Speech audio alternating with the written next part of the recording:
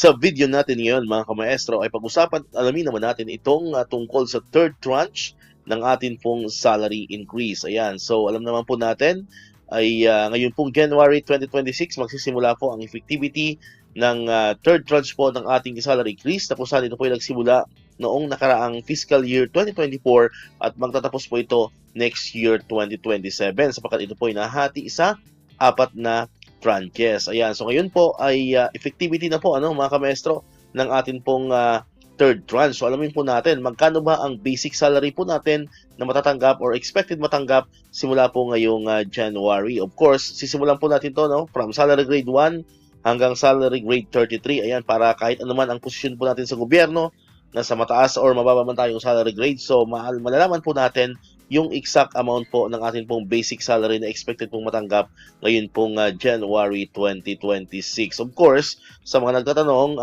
especially po yung mga sumasahod po ng 1530 na kinabibilangan po ng, of course, sa amin po sa DepEd ay hindi pa po nag-appear mga kamaestro, yun pong ating third tranche ng salary increase. So expected po natin, usually kasi pag ganyan talaga ay nadidelay siya mga kamaestro.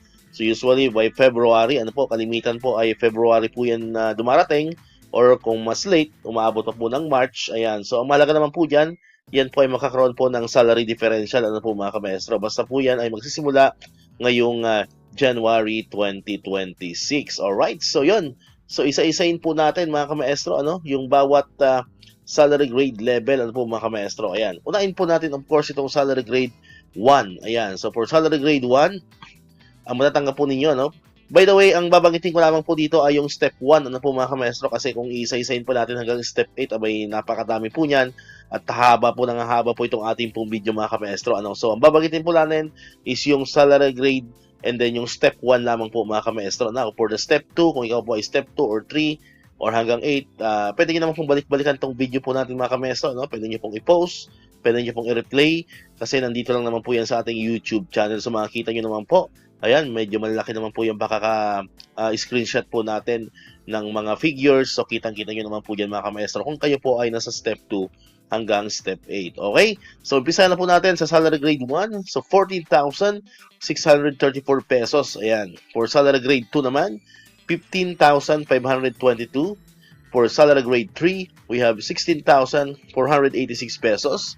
For salary grade 4, we have 17,506 pesos. For salary grade 5, 18,581 pesos. For salary grade 6, we have 19,716 pesos. For salary grade 7, 20,914 pesos. For salary grade 8, we have 22,423 pesos. For salary grade 9, we have 24,329 pesos. For salary grade 10, we have 26,917 pesos. And for salary grade 11, alam ko po, ito po yung atin pong entry level kung kayo po ay nasa DepEd.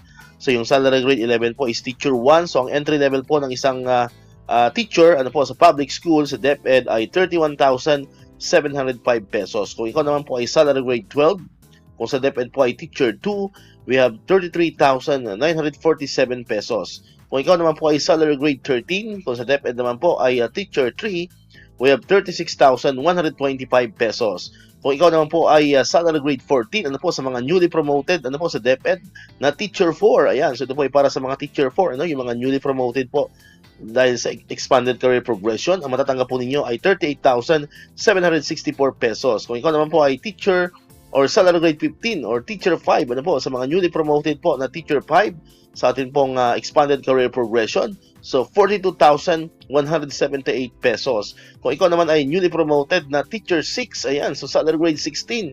Ayan, congratulations po, marami ako nakikita sa aking Facebook, na newly promoted na po ng teacher 6. Aba, malaki-laki na to mga kamaestro. So we have 45,694 pesos. Ayan, of course, for salary grade 17 naman, kung sa DepEd naman po ay teacher 7, ayan, sa mga masaswerte po mapopromote ng teacher 7 ngayong taon, ito po ang inyong matatanggap, 49,562 pesos. Ayan, for salary grade 18, ayan, for master teacher 1, ayan, sa mga DepEd, sa DepEd teachers, ayan, 53,818 pesos.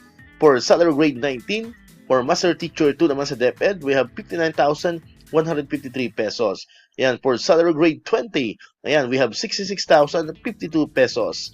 For salary grade 21, we have 73,303 pesos. And for salary grade 22, we have 81,796 pesos. For salary grade 23, we have 91,306 pesos.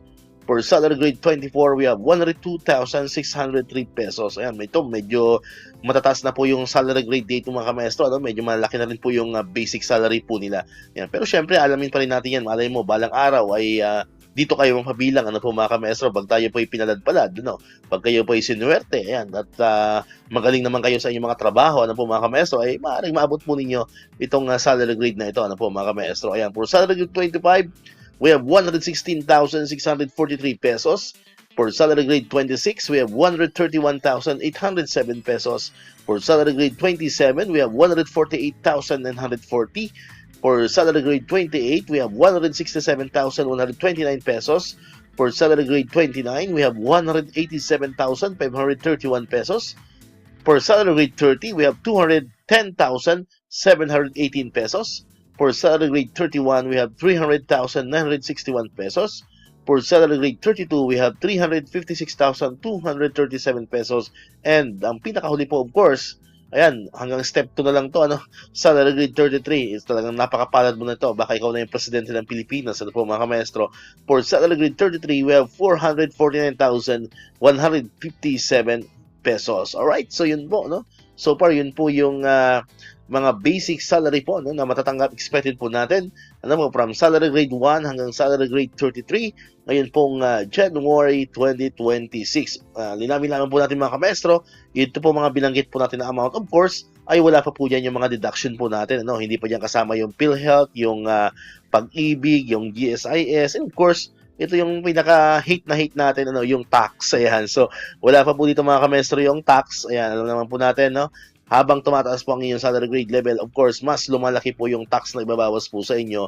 At alam naman po natin, yan po ang kinaiinisan ng karamihan sa mga kamaestro po na nila, yung mga teachers, ano, kundi sa mga iba't ibang mga government personnel, ano po mga kamaestro, kasi nga, so sobrang laki ng tax, ayan. So okay lang sana kung malaki yung tax, kung ito po ay nagagamit sa tama, ano po mga kamaestro. Pero alam naman po natin, hanggang sa kasalukuyan, ay talagang maiit pa rin po ang issue about sa corruption, ano po mga kamaestro, ayan. So ayan natin sila, ano, basta tayo po ay masaya, ayan. So basta tayo po ay nagtatrabaho lang, tayo po ay nagsisilbi ng maayos, ano po sa atin pong Pilipinas, sa ating pong bansang Pilipinas, and of course, ayan, masaya lamang po tayo na po mga ka-maestro. Alright, may mga katanungan, pwede po kayo mag-comment po dyan sa ating comment section. Ayan, kung may mga paglilinaw po kayo tungkol dito sa ating pong basic salary, ayan, pwede po kayo mag-comment dyan sa ating comment section. Ayan, of course, kung mayroon din mga agencies dyan na nakatanggap na po ng third tranche, yung bang updated ng inyong payslip, ayan, pwede rin po kayo mag-comment dyan para ma-shoutout po natin ang inyong mga agencies na talagang ginawang paraan, ano po, na maging updated po ang inyong